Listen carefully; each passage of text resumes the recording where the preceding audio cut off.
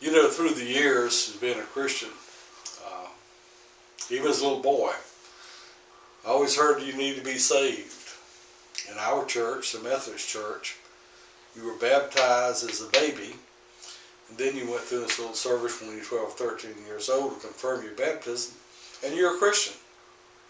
The Baptists say, dunk you down and dunk you up, you're a Christian.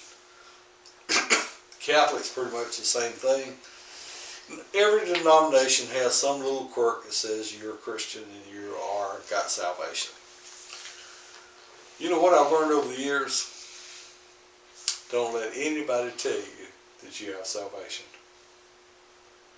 The only person who knows where you got salvation is you and Jesus Christ. And if you don't have a personal relationship with Him, that means that you've learned to hear Him and trust Him and obey. There's a real question. And then there's a lot of teaching about you're saved by grace, not of yourself. And that's true. You know that God has given us the grace, no matter what we've done, whatever, no matter how bad you are. David was a murderer, Paul was a murderer. There are a lot of bad dudes in the Old Testament. And the New Testament that became Christians. We are saved by grace through faith. The truth is, it's God's grace that He would accept us. But we have to have faith in God to appropriate that grace. Now, we invest in everything we believe in. If you believe that you want a new car, you go invest in the new car. The car's going to make your family happy. Houses the same way. Everything. We invest in everything we have faith in. Invest our time going to basketball games and going to basketball.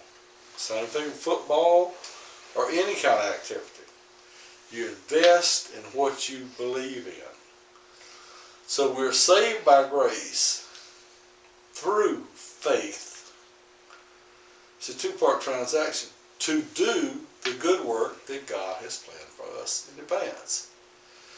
Now James says, faith without works is dead. You know, if you're not doing what Jesus said do, what in the world thinks you're saved? You're saved. Somebody told you. Billy Graham most recently said 1,000 or 10,000 came to crusade. I don't know how many got saved it came from. We have 10,000 inquirers. Only God knows who was saved. In fact, he said it was only probably a small percentage. Faith, salvation is a relationship between you and God. In fact, John 3:16 says, for God so loved and preciously loved the world that He gave His only special Son, that whoever believes in, now believe means trust in, relies on, clings to, and relies on Him. Can you be clinging to Jesus and not be doing some of the things He did? Can you be clinging to Jesus and not hear His voice? I don't know. When you're born again, you're born into a new family. You should get to know the family and hear the daddy's name and hear him talk, the brothers. I don't know all those answers. And I'm not trying to tell you you are saved or you aren't saved. That's between you and God. But I do know what the parable of the sower says. He said he threw some seed on the roadside. And it was so hard that the bird just came and got that. Well, that person I don't think got saved. Let's see, the second one fell on shallow soil.